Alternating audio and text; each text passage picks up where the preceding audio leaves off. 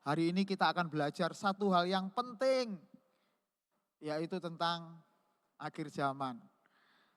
Berita tentang akhir zaman ini sangat menarik sekali, karena apa? Karena Alkitab kita menulis dengan sangat jelas, sangat clear tentang kondisi geopolitik atau yang terjadi di akhir zaman saat ini. Oke, sebentar. Silakan next melalui pointer untuk slide pertama. Oke. Saya mau kasih judul khotbah saya pada siang hari ini adalah kedatangan Kristus sudah dekat. Dengar baik-baik, orang-orang muda di gereja Surabaya City Blessing. Kalian sekarang sebenarnya sedang dipersiapkan oleh Tuhan untuk menjadi bagian orang-orang yang mengikuti rencana Tuhan. Kedatangan Tuhan atau kedatangan Kristus sudah dekat. Saya sengaja menulis kata Kristus di sini supaya itu untuk mengingatkan kepada kita bahwa yang datang itu benar-benar Tuhan Yesus. Benar-benar Yesus Kristus. Ini juga yang sekarang lagi ditakutkan sama saudara-saudara sepupu kita ya. Mereka takut kalau Nabi Isa datang, itu nanti selesai semuanya. Dunia sekarang mengalami ketakutan, saya mau kasih tahu. Ketika pertama kali Iran menjatuhkan bomnya di Israel, orang dunia nggak ada yang ngerti, orang dunia nggak ada yang tahu beritanya, paling yang cuman mereka yang nyimak-nyimak ini tertarik dengan geopolitik. Tetapi ketika Iran kejatuhan bom dari Israel dan Amerika dan kemudian Ali Khamenei kemudian meninggal, pemimpin karismatik mereka, Ali Khamenei meninggal, maka seluruh dunia gempar. Kenapa? Karena mereka tahu perang ini tidak akan berlangsung singkat. Ini sudah jalan hampir 2 minggu. Peperangan nggak pernah berhenti. Eskalasinya tambah semakin lama semakin naik. Iran jadi kayak orang gila. Semua negara-negara di sekitarnya dibomi semuanya. Qatar dibomi semuanya. Dia sudah gelap mata, diajar semuanya. Jadi bagi negara-negara yang nggak tahu apa-apa, yang taunya dia cuma berteman sama Amerika, tiba-tiba dikirim surat cinta berupa bom, ya misil balistik. Dia juga bingung juga, ngapain ini tiba-tiba saya kedatangan bom segede ini. Nah, saya mau kasih tahu ini adalah awal dari kedatangan Tuhan Yesus Kristus. Next, saya akan buka ayatnya untuk Bapak, untuk kita semuanya ya. Ayat ini sangat menarik di Matius 24. Ayo kita buka sama-sama. Yang membawa Alkitab langsung aja dibuka Matius 24. Karena saya bukan hanya melihatnya dari PPT ya. Tapi saya ajak buka sama-sama. Ini orang-orang muda isinya. Jadi jangan malas buka Alkitab. Oke. Ayat itu, ayat di dalam Matius 24. Judul perikopnya khotbah tentang akhir zaman. Nah, ini adalah perkataan Tuhan Yesus atau khotbah Tuhan Yesus mengenai akhir zaman. Mari kita baca ayat yang ketiga dulu. Nah, boleh nanti di rumah baca ayat yang pertama ya. Tapi saya baca ayat yang ketiga buat kita semuanya. Ketika Yesus duduk di atas bukit Zaitun, datanglah murid-muridnya kepadanya untuk bercakap-cakap sendirian dengan dia. Kata mereka, katakanlah kepada kami, bila manakah itu akan terjadi dan apakah tanda kedatanganmu dan tanda kesudahan dunia. Perhatikan baik-baik, kata di sini. Ada hal yang menarik. Yang pertama, itu murid-murid justru ngajak ngomong Tuhan Yesus private. Dia tidak mau semua orang dengar, ini sudah benar nih. Murid-murid tahu ini adalah perkataan yang sangat sensitif. Maka dia ngajak Tuhan Yesus mojok gitu ya. Kemudian dia tanya sesuatu yang cukup viral. Mungkin pada saat itu murid-muridnya juga ditanya sama orang lain. Kamu tanya tuh sama Yesus Kristus, sama Mesias, sama Kristus. Ya, kedatangannya dia kapan nanti? Nah itu kan karena waktu itu orang Israel masih belum percaya bahwa Yesus Kristus itu Mesias yang benar-benar dijanjikan. Tapi murid-murid pada saat itu sebenarnya pertanyaan ini sambil memancing Yesus. Apakah Yesus benar-benar adalah Mesias itu? Untuk memastikan kepada mereka. Mereka datang, katakanlah kepada kami. Kapan, bila mana itu kapan itu akan terjadi? Apa yang akan terjadi? Nanti kita bisa baca ayat yang pertama. Ayat yang pertama itu luar biasa. Ayat yang pertama itu dimulai dari sebuah pertanyaan. Ketika itu murid-murid begitu kagum dengan bait Allah. Bait Allah yang membangun adalah Salomo. Dan kemudian pembangunan itu diteruskan oleh Raja Herodes waktu itu. Jadi bait Allah kedua yang bangun justru malah Herodes. Seorang raja kafir yang menyelesaikan pembangunan bait Allah jauh lebih megah daripada Salomo. Dan pada saat itu murid-murid itu kayak bangga dengan bangunan bait Allah. Mereka ngomong. Ya, di Alkitab ditulis menunjuk kepada bangunan bait Allah. Mungkin pada saat itu mereka lagi kagum. Nih dahsyat nih. Orang Israel itu hebat. Bisa bangun bangunan bait Allah segede ini. Tapi Tuhan Yesus ngomong. Kamu melihat semuanya itu, sudah kamu lihat semuanya? Oke, sudah ya. Aku berkata kepadamu, kata Tuhan. Sesungguhnya tidak satu batu pun akan dibiarkan terletak di atas batu yang lain. Semuanya akan diruntuhkan. Keren ini saudara. Saya mau kasih tahu ya, ini keren banget perkataan Tuhan Yesus. Ketika waktu itu murid lagi bangga dengan bangunan fisik.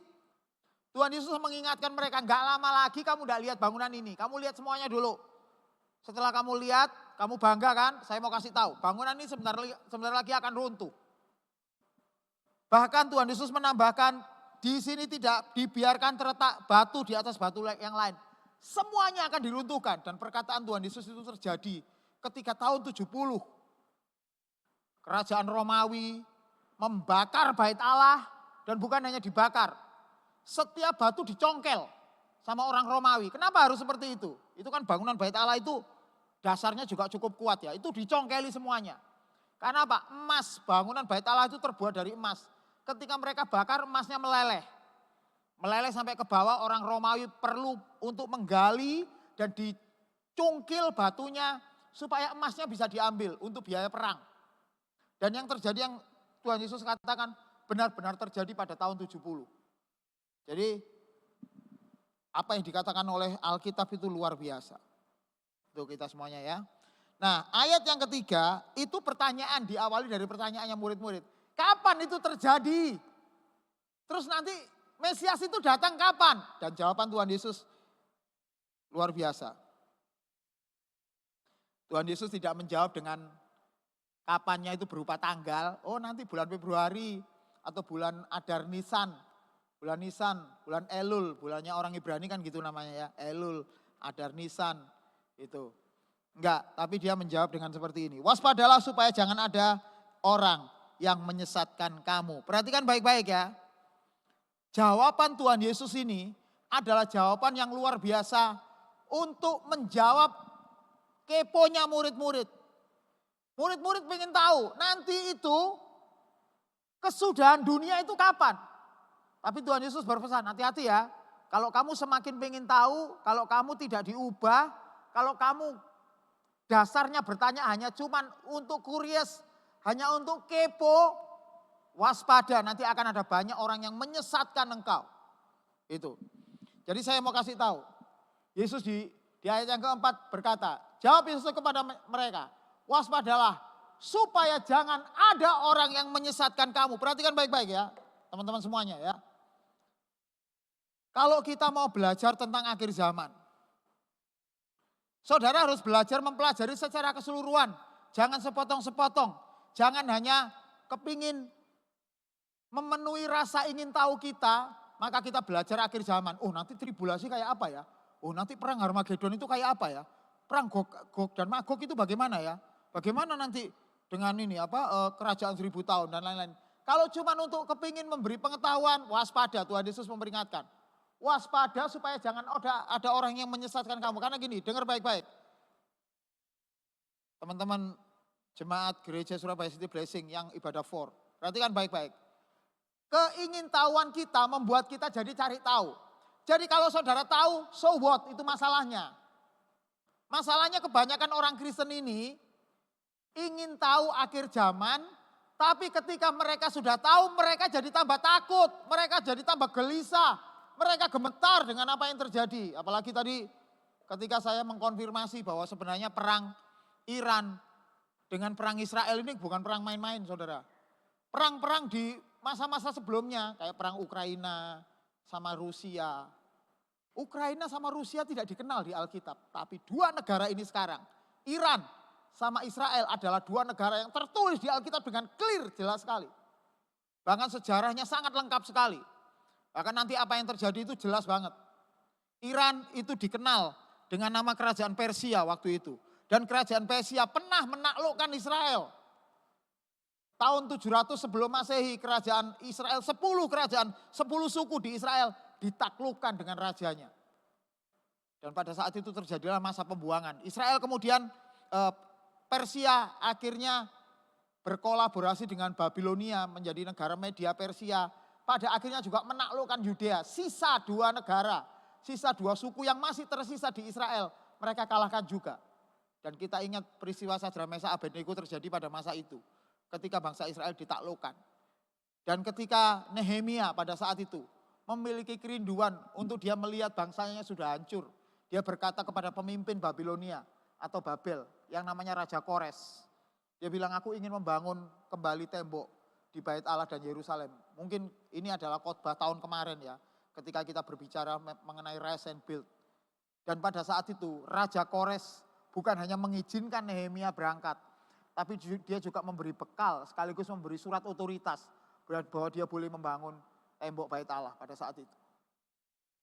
Nah, itu semuanya sudah tertulis. Jadi cerita mengenai kerajaan Persia atau sebelumnya dikenal dengan nama kerajaan Elam, itu sudah ada di dalam Alkitab. Dan pertemuan antara Israel dengan Iran itu tidak hanya terjadi pertemuan kemarin, bomnya ketemu, enggak. Tapi sudah luar biasa jauh-jauh hari mereka sudah mengadakan pertemuan. Tahun 48 ketika bangsa Israel kembali dikumpulkan di Israel, di Yerusalem. Dan mereka mendirikan bangsa Israel pada saat itu. Kerajaan Israel bangkit lagi. Itu adalah peristiwa yang luar biasa. Dengar baik-baik ya.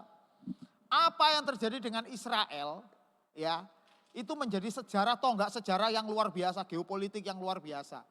Makanya ketika sekarang negara Iran dikirimi surat cinta dalam bentuk bom balistik kepada Ali Khomeini, itu peristiwa luar biasa. Artinya sekarang kondisi sejarah sedang berubah. Kita harus tahu. Nah, ketika murid-murid tanya seperti ini, Tuhan Yesus memberi peringatan. Tuhan Yesus tidak menjawab dengan tanda. Perhatikan baik-baik. Kita tidak perlu tahu kedatangan Tuhan Yesus kapan. Gak perlu. Yang paling penting saudara bersiap. Saudara berjaga-jaga. Sejak kapan? Sejak sekarang. Ketika saudara mengetahui bahwa akan ada terjadi sesuatu dengan bergolaknya Timur Tengah antara Iran dan Israel, itu membuat orang Kristen seharusnya menjadi orang yang berjaga-jaga. Karena Tuhan di bagian ayat ini justru memberikan tanda secara luar biasa. Dan ini merupakan penegas buat kita semuanya. Supaya kita jangan lagi santai. Orang-orang muda kayak di pantai, apalagi liburan maring ini preyan. Wis gak kerja, wis gak usah mikir gereja, gak usah mikir sekolah, gak usah mikir kerja. Sing penting saiki riyoyo. Nah, hati-hati ya dengan itu, saudara. Karena Alkitab menulis, kedatangan Tuhan terjadi ketika orang tidak sedang sadar. Mereka sedang kawin mengawinkan, mereka sedang hidup seperti biasa, tiba-tiba Yesus datang. Tapi Tuhan Yesus memberi tanda. Tanda ini adalah sesuatu yang tidak bisa kita hindari. Yang pertama, ayat yang ke-5. Sebab banyak orang akan datang dengan memakai namaku. Dan berkata, akulah Mesias. Dan mereka akan menyesatkan banyak orang. Dengar baik-baik, sekarang gak ada orang yang berani ngomong Mesias. Karena kebanyakan orang gak tahu apa itu Mesias. Mesias itu cuma dipikir seorang tokoh yang nanti menyelamatkan negara. Enggak. Mesias itu di Alkitab. Itu merupakan gabungan antara manusia dan Tuhan. Di dalam dirinya ada unsur Tuhan, di dalam dirinya juga ada unsur manusia normal. Jadi kalau orang mengaku-ngaku dirinya Mesias bahaya, saudara ya. Nah, Tuhan sudah memberi peringatan. Akan banyak orang yang datang dengan memakai namaku. Perhatikan baik-baik kata memakai namaku ini penting. Kalau kalian tahu sekarang ini peta percaturan gereja di Indonesia ini ngeri Bapak Ibu. Saudara-saudara ya. Masing-masing gereja itu pada tarik-menarik anggota jemaatnya. Mereka berusaha membuat, meng-create acara di panggung itu dengan cara yang luar biasa. Ada yang mendatangkan sound horeg, ada ya gereja yang mendatangkan sound horeg? Belum ada ya. Ya, pokoknya mereka sedang membuat sebuah pertunjukan yang sangat luar biasa.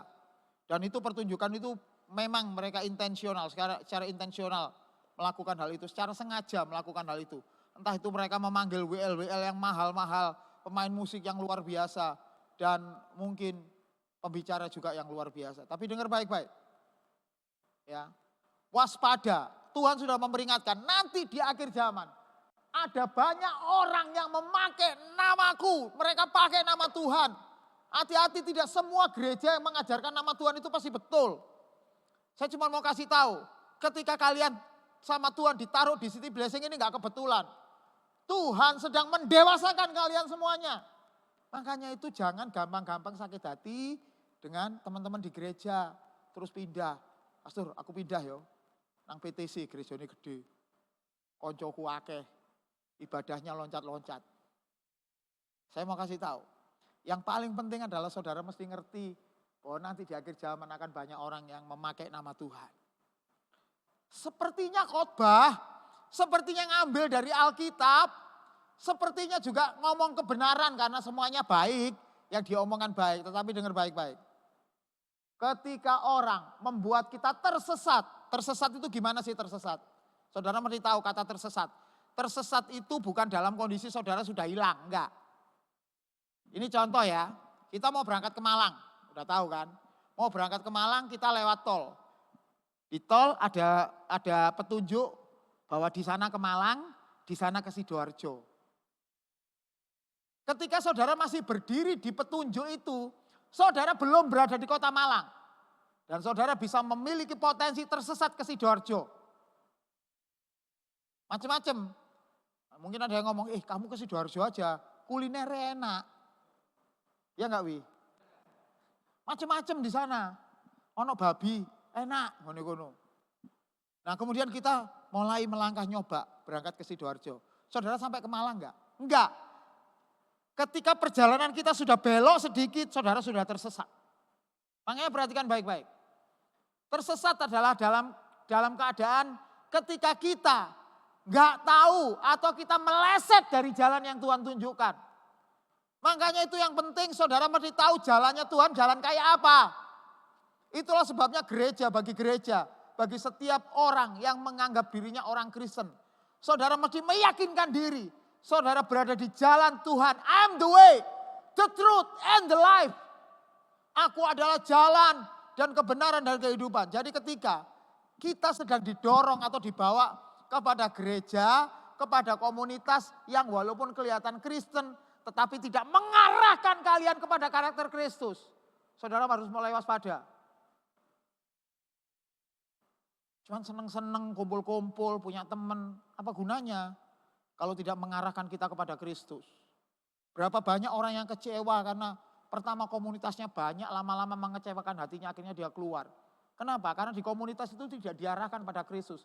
Komunitas yang benar adalah komunitas yang mengarahkan setiap anggotanya semakin serupa dengan Kristus. Kalau komunitas itu tidak membawa saudara ke sana, saudara perlu tinggalkan cepat. Kenapa? Waspada, Tuhan Yesus sudah memberi peringatan. Waspada kepada mereka yang memakai nama Tuhan dan menyesatkan banyak orang. Apakah penyesatan sekarang sudah ada? Sudah. Sudah nggak usah ditunggu lagi penyesatannya kapan pastor. Sekarang sudah terjadi. Maka itu waspada. Kemudian yang keenam, ayat yang keenam, tanda yang kedua. Nih, tanda yang jelas. Kamu akan mendengar deru perang. Saya mau tanya di sini. Apa ada satupun orang di sini yang tidak pernah mendengar bahwa kemarin sedang terjadi peperangan antara Israel sama Iran? Siapa yang enggak pernah dengar sama sekali? Garo aku pastor, aku hidup di bunker gitu. Enggak ada ya, semuanya dengar kan? Jadi Alkitab ini menegaskan kalau kamu mendengar perang atau kabar-kabar tentang perang, berawas-awaslah. Alkitab sudah mengatakan jangan kamu gelisah. Enggak usah gelisah. Saudara, perang ini serius loh. Perang antara Israel sama Iran ini serius banget. Karena perangnya itu permasalahannya itu karena nuklir. Karena Israel dan Amerika itu curiga bahwa Iran sedang melakukan pengayaan nuklir. Atau sedang mengembangkan senjata nuklir. Maka kemudian seluruh tempat-tempat yang dicurigai menjadi tempat kumpulnya para ahli-ahli dari Rusia yang hebat tentang nuklir. Kemudian rapatnya orang-orang yang menentukan apakah bom nuklir perlu dikembangkan atau tidak. Itu ditandai semuanya sama Israel dan Amerika. Dan kalian tahu nggak? Bom yang jatuh ke Ali Khamenei itu adalah ketika mereka sedang rapat dengan seluruh menteri pertahanannya. Seluruh menteri pertahanan diajak rapat. Dan disitulah mereka dikirimi surat cinta. Bom balistik dari Israel. Bomnya itu sampai bisa menusuk sampai ke gedung yang bawah tanah. Bisa tembus gedung bawah tanah, itu luar biasa. Akhirnya bomnya meledak di sana dan tewaslah Ali Khamenei beserta dengan seluruh jenderal-jenderalnya. Setelah Ali Khamenei meninggal, kemudian disusul oleh Ahmadinejad, juga pemimpin negara mereka, meninggal. Kemudian ditunjuk penggantinya. Penggantinya dibom juga sama Israel. Luar biasa ini. Jadi sekarang ini perangnya bukan kayak dulu. Perang itu kalau kayak dulu ya, kita kumpul di mana? Markas militer. Wah, makanya yang nyerang markas militer. Sekarang nggak usah. Sekarang cuma pakai intelijen, data intelijen, kemudian orang yang menjadi pemimpinnya bisa dimatikan saat itu juga. Dan dengar baik-baik, Iran karena merasa dirugikan ya, karena pemimpinnya mati, walaupun kita tahu di negara Iran sendiri terjadi pro dan kontra, ada yang seneng presidennya mati, itu kayak di Indonesia persis sekarang ini. Tidak semua orang setuju dengan Prabowo. Saya juga nggak yakin di sini siapa pendukungnya Prabowo, nggak jelas. Kalau zaman dulu waktu masih Jokowi, saya percaya semuanya Jokowi hatinya semua. Sekarang nggak jelas. Ketika Ali Khamenei mati waktu itu, justru ada beberapa bagian rakyat Iran yang senang. Rezim yang jahat ini akhirnya tewas gitu ya. Nah, Iran tidak berhenti sampai di situ. Dia karena diganggu gugat oleh Israel, dia ngirim bom ke Israel. Semua bom yang dikirim ke Israel mentah semuanya. Saya mau kasih tahu ini bagian ini penting kepada saudara-saudara semuanya. Ya. Tuhan sedang melakukan pembelaan kepada Israel. Siapa yang dibela? Orang Israel? Bukan. Tuhan tidak perlu belain orang Israel karena sekarang ini orang Israel semuanya enggak, rata-rata sebagian besar enggak percaya Yesus. Tuhan tidak sedang membela orang Israel, Tuhan sedang membela tanah perjanjian. Yang Tuhan bela itu. Makanya akhirnya Tuhan belain Israel dengan cara apa? Belain tanahnya. Ketika seluruh bom dikirimkan ke sana, enggak ada satupun yang meledak. Karena ada Iron Dome, ada perlindungan rudal Patriot dan lain-lain yang melindungi supaya enggak jatuh di Israel. Dan akhirnya Iran ini jadi gelap mata. Dia lihat tetangganya. Kamu baik sama Amerika ya? Ya enggak lah, kan kita negara Arab. Ya tapi kamu ada tempat latihan tempurnya orang Amerika kan? Maka dikirimlah bom ke negara-negara itu dan ngawur. Semua tempat pokoknya dikirimi bom sama Iran. Nah, perhatikan. Karena yang dikirimi oleh Iran itu bukan tempat-tempat militer, enggak seperti di Israel yang ngirim ke bom ke Iran, maka dunia jadi marah kepada Iran. Perhatikan, Iran ini adalah negara besar, ya seperti yang saya bilang tadi. Di Alkitab sejarahnya, negara Persia ini adalah negara besar yang pernah mengalahkan Israel. Dan akhirnya negara besar ini memiliki sekutu, memiliki teman-teman. Yang kebetulan musuhnya orang Amerika, yaitu negara Korea Utara dengan negara China, Xi Jinping sama Kim Jong-il. Nah yang paling mudah naik darah itu Kim Jong-il. Kita udah tahu ceritanya ya. Kim Jong-il itu ono digarai titik itu bisa dipotong kepala penjaganya. Nah ini yang terbaru adalah Kim Jong-il sedang mengkader penggantinya dia. Siapa? Anaknya dia. Seorang gadis umur 12 tahun. Digantikan nanti kalau nanti aku mati ditembak sama Amerika kamu ya yang gantiin gitu. Anak perempuan ini unik, sudah umur 12 tahun, dia langsung ditunjuk menjadi menteri bagian nuklir. Come on, ini anak umur 12 tahun cewek. Ini di sini yang cewek ngerti ya. Cewek itu di sini ngerti. Ada hari-hari tertentu yang tidak mudah mengendalikan emosi. Ketika dia tersinggung sedikit itu dia bisa ngamuk. Cewek-cewek, bener ya? Ada satu hari di mana walaupun kalian seorang cowok mau baik setengah mati tapi kalau moodnya lagi gak enak, habis kamu. Nah ini anak umur 12 tahun masihan. Dia memegang kendali yang luar biasa menjadi menteri bagian nuklir di Korea Utara. Saudara bisa bayangkan, ketika dia mendapatkan negara sekutu papanya diserang seperti itu. Apa yang ada di hatinya? Ya ikut marah pasti. Negara temannya papaku dibom. Maka tinggal tunggu waktu si anak cewek ini lagi kena PMS, kemudian dia marah, terus dipencet satu tombol, kirim tombol rudal berhulu ledak nuklir ke Amerika. Push gitu. Cuman hanya satu pencetan, satu tombol. Gak usah mikir dia, karena dia punya kuasa, dia jadi menterinya. Selesai. Maka akan terkirim, entah satu, gak mungkin satu ya.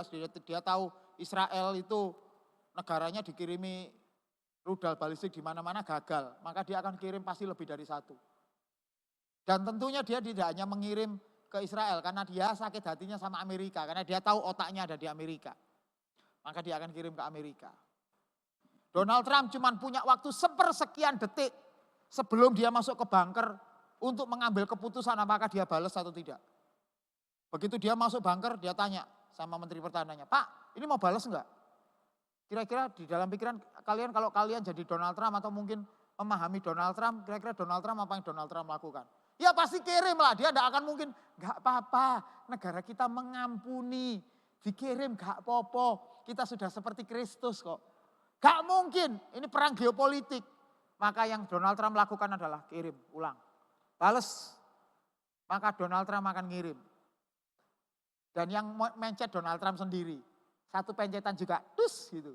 Hus, 10 rudal mama dikirim. Untuk bisa nyampe ke Korea Utara, rudal itu melewati pertahanan udaranya Rusia. Maka informan KGB atau intelnya ini Rusia akan ngomong, Putin, ini kita kok dikirimi bom dari Amerika. Mereka nggak tahu kalau bom itu untuk Korea. Karena melewati daerah udaranya Rusia, maka mereka berpikir itu dikirim ke mereka. Karena mereka tahu mereka punya masalah sama Amerika kan, dengan peristiwa Ukraina itu. Apalagi peristiwa Greenland juga. Nah pada saat itu Putin akan merasa terancam dan dia akan berpikir sepersekian detik untuk memutuskan apakah dia membalas atau tidak. Dan dia pasti akan balas, gak mungkin Putin diem aja. Gak apa-apa kami Rusia adalah gereja ortodok, kami mengampuni, gak mungkin. Dia akan kirim balasan. Nah yang terjadi adalah rudal-rudal itu pasti akan meledak di udara dan persis di tengah-tengahnya itu benua Asia. Indonesia, Korea, Malaysia gitu. Jangan saudara berdoa untuk rudal enggak jatuh di Malaysia. Karena jatuh di Malaysia kalau yang bagian Kalimantan, Kalimantan habis juga. Kalau Malaysia dikirim bom, apalagi dihancurkan, maka Inggris gak tinggal diam karena itu negara persemakmurannya dia. Brunei pasti akan kena. Maka Inggris akan melakukan hal yang sama. Dengar baik-baik. Perang dunia itu tinggal tunggu waktu. Pertanyaannya, saudara mau diangkat Tuhan atau nanti saudara datang sendiri sama Tuhan karena kita mati? Ya udah pilihannya cuma itu. Saudara. Artinya saya mau kasih tahu kepada Youth for pada hari ini. Sekarang ini kita ada di tepiannya dunia. Tepiannya akhir zaman. Saudara mau mengelak seperti apa? Pastor gak akan mungkin terjadi peperangan karena dulu-dulunya juga perang gak terjadi apa-apa. Dengar baik-baik, dulu tidak melibatkan dua negara besar yang tertulis dalam Alkitab. Ini dua-duanya tertulis dalam Alkitab. Artinya kita tahu ini adalah tanda dari Tuhan. Bahwa kamu akan mendengar deru perang dan kabar-kabar tentang perang. Gak lama lagi Yesus datang. Karena ini menjawab pertanyaannya murid-murid tadi. Katakanlah kepada kami bila manakah akan terjadi dan apakah kedatanganmu dan tanda kesudahan dunia. Dan Tuhan Yesus menjawab salah satunya dengan mendengar kabar perang dan deru-deru tentang perang. Tapi Alkitab kita memberikan hiburan kepada orang percaya. Waspada, namun awas-awaslah, berjaga-jagalah. Jangan kamu gelisah. Orang dunia boleh ngeri-ngeri sedap ini dengan hal ini. Bahkan dunia ini sekarang meramalkan sebentar lagi Dajjal mau datang. Dajjal. Katanya gitu. Tapi orang percaya, saya mau kasih tahu. Kita tidak perlu takut. Mengapa? Kalaupun ada perang seperti ini, kalaupun di dekat tempat kita di Darmo Harapan itu ya, kejatuhan satu bom dan kita nggak selamat. Dengar baik-baik, orang percaya akan tetap selamat. Perang itu hanyalah cara atau kehancuran itu hanyalah cara untuk memisahkan kita dari dunia ini. supaya saudara bisa pulang ke rumah Bapak. Udah jangan ngomong gini lagi, pastor saya belum kawin pastor. Mau saudara kawin, mau saudara enggak belum, mau saudara punya anak, sudah punya rumah, enggak peduli. Karena rumah kita bukan di sini, makanya itulah sebabnya orang percaya itu jangan mengumpulkan harta di dunia. Tuhan sudah kasih peringatan, jangan kumpulkan harta di dunia. Sekaya apapun, sebanyak apapun duitmu sekarang, dengar baik-baik. Kalau Tuhan izinkan yang kau miliki selesai habis, itu juga akan habis juga. Makanya saudara sebagai orang percaya, satu yang Tuhan mau, supaya saudara belajar melepaskan diri dari apapun yang ada di dunia ini. Melepaskan diri dari apapun dan siapapun, supaya apa? Hati saudara tidak terikat pada apapun di dunia ini. Karena Tuhan sejatinya sedang mempersiapkan kita sebuah harta yang luar biasa, yaitu harta di sorga. Itu yang saudara harus kejar sekarang ini. Makanya Tuhan Yesus berkata, awas-awaslah jangan kamu orang-orang percaya yang ada di Israel pada saat itu, pada zaman Tuhan Yesus. Supaya kamu jangan gelisah. Sebab semuanya itu apa? Harus terjadi. Saudara gak usah mengharapkan, ojo sik tak pastor, ojo sik aku gurung siap. Enggak, semuanya itu harus terjadi. Dengar yang nulis seperti itu Alkitab. Sebab bangsa akan bangkit melawan bangsa dan kerajaan melawan kerajaan. Akan ada kelaparan dan gempa bumi di berbagai tempat. Ini masih baru awal. Jadi kalau cuma masih perang, masih apa itu masih tanda kedua. Masih belum masuk kita tanda ketiga. Nanti sebentar lagi akan ada gempa bumi. Akan ada kelaparan. Akan bangkit bangsa melawan bangsa, kerajaan melawan kerajaan. Itu sesuatu yang sudah pasti. Tetapi bagi orang percaya, dengar baik-baik, jangan gelisah. Saya ajak saudara membaca jawaban Tuhan Yesus yang luar biasa ini. Di ayat yang ke Matius 24 ini.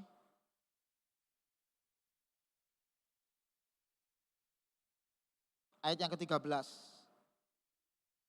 Matius 24 ayat yang ke-13. Saya enggak ada di sini. Ini adalah jawaban buat kita semuanya.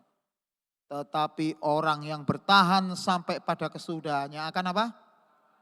Selamat. Dengar baik-baik. Orang-orang percaya, jemaat for Gereja Surabaya City Blessing.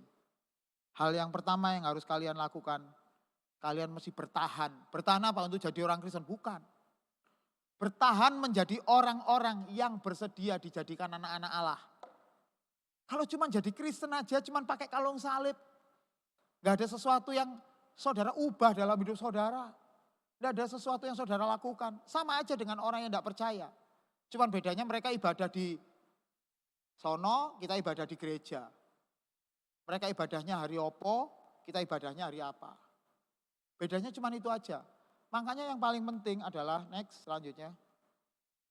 Masih ada enggak? Sudah habis? Oh sudah habis ya. Oke. Matius 24 ayat 13. Tetapi, ya ini 13 ya. Tetapi orang yang bertahan sampai pada kesudahannya, yang akan selamat. Selamat itu soter.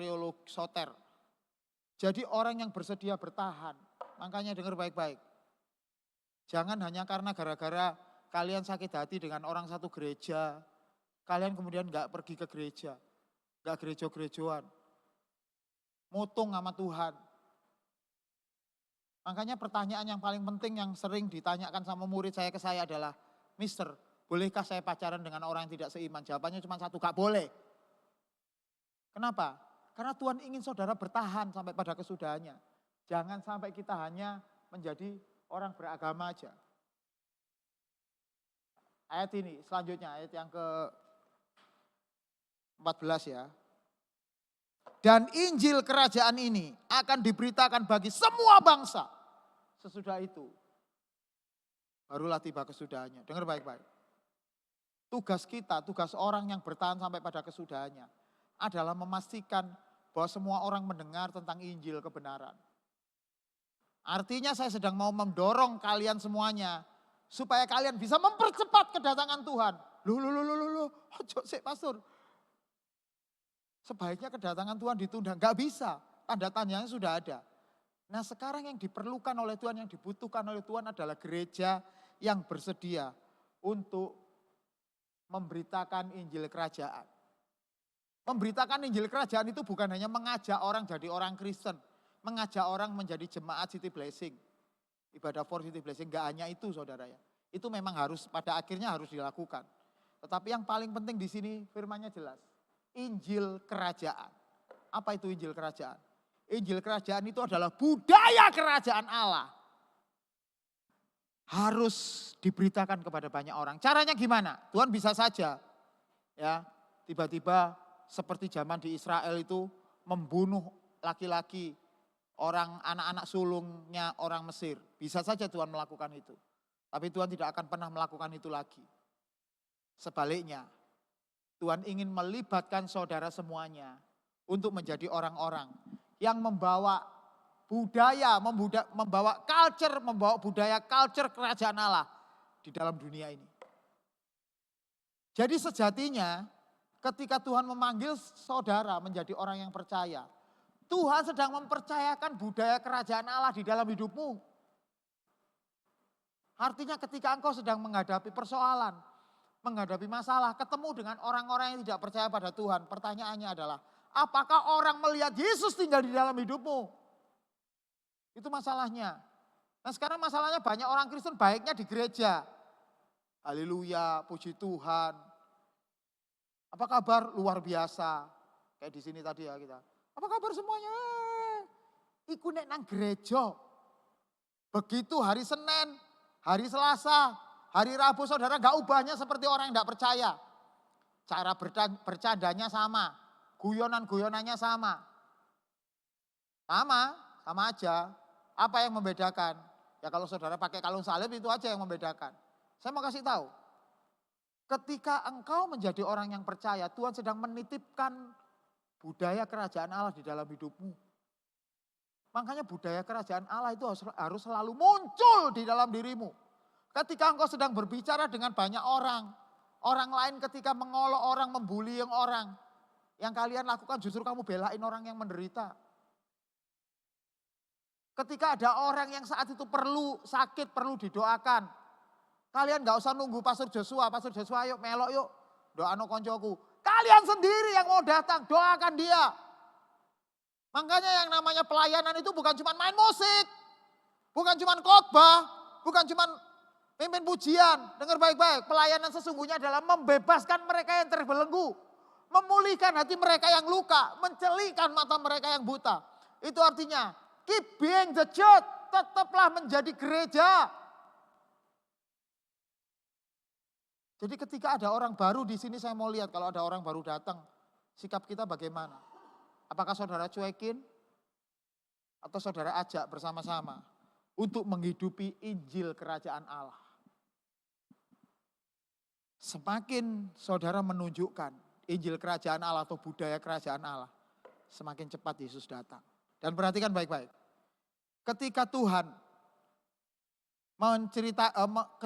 meminta bangsa Israel keluar dari tanah Mesir, setelah dari Sinai sampai ke seberang Laut Merah ya, Tuhan mengirimkan Musa ke atas Gunung Sinai. Dan ketika Musa balik, yang dibawa kepada bangsa Israel adalah 10